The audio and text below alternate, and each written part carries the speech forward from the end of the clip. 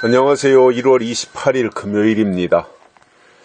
코로나가 심상치 않지요.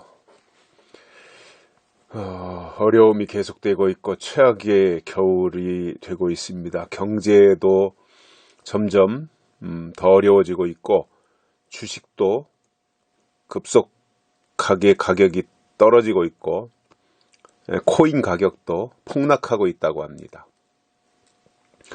세계 경제가 굉장히 침체 일로로 접어드는 현상을 우리가 보고 있는데 이제 시작에 불과하다고 하고요. 굉장히 경제가 힘들어질 것이라고 하는 전망들이 나오고 있어서 불길한 마음을 가져봅니다. 오늘 말씀은 민수기 22장 38절부터 41절까지입니다. 발락이 발람이 온다함을 듣고 모압 변경의 끝 아르논가에 있는 성읍까지 가서 그를 영접하고 발락이 발람에게 이르되 내가 특별히 보내어 그대를 부르지 아니하였느냐 그대가 어찌 내게 오지 아니하였느냐 내가 어찌 그대를 높여 존귀케 하지 못하겠느냐 발람이 발락에게 이르되 내가 오기는 하였으나 무엇을 임의로 말할 수 있으리이까 하나님이 내 입에 주시는 말씀 그것을 말할 뿐이니이다. 발람이 발락과 동행하여 기럇 후솥에 이르러서는 발락이 우양을 잡아 발람과 그와 함께한 귀족을 대접하였더라. 아침에 발락이 발람과 함께하고 그를 인도하여 바알의 산당에 오르매 발람이 거기서 이스라엘 백성의 진 끝까지 보니라. 아멘. 발람과 발락이 나오지요. 발람은 하나님의 선지자였다면 발락은 모압의 왕입니다. 모압의 왕은 발락이죠. 발락은 발람이 도착하면 이스라엘 백성들을 향해서 저주할 것이라고 생각을 하고 있었어요. 그런데 발람이 도착해서 발락 왕을 만났을 때 한 말이 뭐냐면 38절이죠. 내가 오기는 하였으나 무엇을 임의로 말할 수 있으리이까 하나님이 내 입에 주시는 말씀 그것을 말할 뿐이니이다. 이렇게 대답을 했습니다. 이것은 어제 그러한 그 내용을 하나님이 발람에게 말씀하신 것이지 않습니까? 길을 가로막고 그랬을 때 내가 네게 이르는 말만 말하라. 그 말을 이제 들은 거지요. 나귀가 가로막고 뭐 나귀를 때리고 뭐 이러한 과정 속에서 이제 결국 발람이 하나님께로부터 들은 응답이 이거였어요. 내가 네게 이르는 말만 말하라. 그것이 이제 발람의 마음속에 깊숙이 담겼겠지요. 그리고 이제 발락이라는 모압의 왕을 만났을 때에 모압의 왕은 발람이 와가지고 이스라엘 백성들을 심각하게 증오하고 저주하고 막 이런 식으로 이제 할 것을 은근히 기대했을 텐데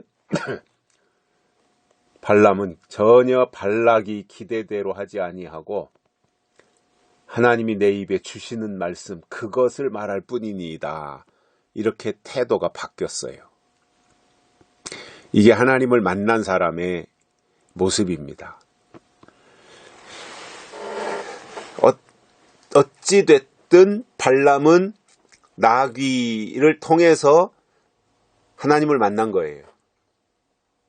그리고 하나님께로부터 응답을 받은 거예요.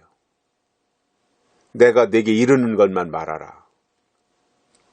그러니 발람이 어디 가서 함부로 자기가 하고 싶은 말을 말할 수 있는 상황은 아닌 거지요. 그래서 발람은 발락에게 하나님이 내 입에 주시는 말씀 그것만 말할 뿐입니다. 나는 내 임의로 말할 수 있는 것이 아무것도 없습니다. 하나님이 내게 이르는 것만 말하겠습니다. 왕 앞에서 그렇게 고백을 한 거예요. 이게 사실은 진실이지요. 정말 이 발람이 하나님의 선지자이고 백성들을 향해서 하나님의 뜻을 말하는 사람이라면 하나님이 말하라고 한 것만 말해야 되는 거죠. 자기 생각을 말한다거나 자기 임의로 추측해서 말한다거나 전혀 현실하고 동떨어진 옛날 얘기만 말한다거나 이것은 아무 의미가 없는 겁니다. 정말 하나님의 사람이라면 백성들에게 지금 하나님이 이것을 말씀하신다. 지금 하나님이 백성들에게 너희들에게 이것을 말씀하시라고 내게 알려주셨다. 그래서 지금 주시는 말씀을 알려주는 것이 하나님의 사람인 거잖아요. 저는 설교도 그렇다고 봅니다. 설교가 그날 그 교회 현장에 맞게 세운 설교자를 통해서 설교를 한다면 그 교회에 소속되어져 있는 성도들이 듣고 싶은 것을 말할 것이 아니라 하나님이 들려주시는 것을 말해야 되는 거예요. 또 한 가지는 설교자가 자기가 하고 싶은 것을 말하는 것이 아니라 하나님이 하라고 하시는 것을 말해야 되는 거예요. 발람이 이제 이렇게 변화된 거지요. 내 임의로 말하지 않겠다는 거예요. 하나님이 말하라고 한 것만 말하겠다는 거예요. 저는 오늘 이 시대의 설교자들이 이렇게 태도가 바뀌어야 된다고 봅니다. 발람과 같이 바뀌어져야 된다고 봅니다. 그런데 제가 볼 때는 그렇게 오늘 이 시대의 설교자들이 변화될 가능성이 적다고 봅니다. 왜냐하면 그 당시에 이 민수기에 나오는 발람도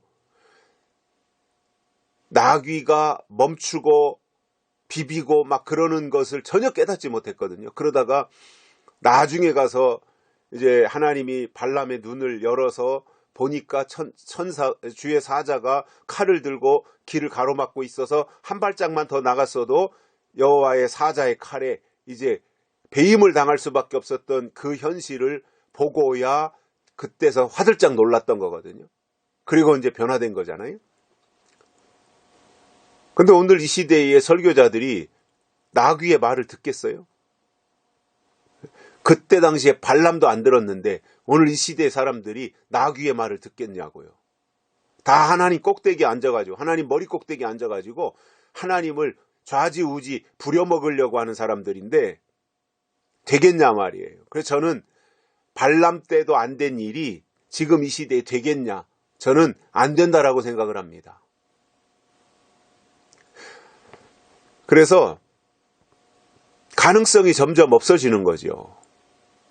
하나님을 기대하고 하나님이 주시는 것을 듣고 하나님이 주신 것을 또 말하고 외치고 설교하고 그래야 되는데 자기 생각을 말하고 또 사람들이 듣고 싶어 하는 것만 말해주니까 달콤한 말, 예화, 간증 그것도 뭐 설교 15분, 20분 하면서 성경 얘기는 거의 없고 세상 돌아가는 얘기, 간증, 예화 뭐 이런 거로 이렇게 얼룩져 있는 것을 말하면서 하나님의 말씀이라고 기만하는 거잖아요. 진짜 하나님께 속한 설교자는 하나님이 말하라고 한 것을 말해야 돼요. 그럼 오늘 이 시대에 하나님이 말하라고 한 것이 뭐예요? 하나님이 7인으로 꼭꼭 봉해 놓으셨다가 인봉한 것을 떼시고 나서부터는 요한계시록을 증거하는 것이 하나님을 말하는 것이고 하나님이 주신 그 계시록의 내용을 올바르게 사람들에게 증거하는 것이 설교자의 사명이라고 생각을 합니다. 아무리 모압 왕 발락과 같은 사람들이 권력을 가지고 온갖 것을 다 제공해주고 베풀어준다고 할지라도 거기에 넘어가는 것이 아니라 끝까지 오늘 이 본문에 나오는 발람처럼 하나님이 내 입에 주시는 말씀 그것을 말할 뿐이니이다 이렇게 고백하는 이것이 양심적인 설교자입니다.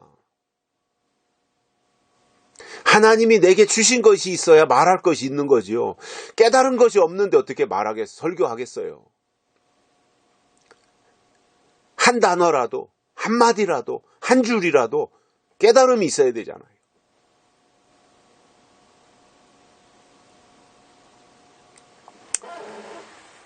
저는 어제 본문의 내용과 오늘 본문의 내용이 내용을 연결하면서 볼 때, 그래도 발람과 같은 사람이 있다고 하는 것이 다행이고 감사하다. 뒤늦게라도 하나님 말씀을 듣고 왕 앞에서도 주눅들지 아니하고 하나님이 말하라고 한 것만 말하겠다라고 소신껏 말할 수 있는 이 용기, 이것이 발람의 모습이었다.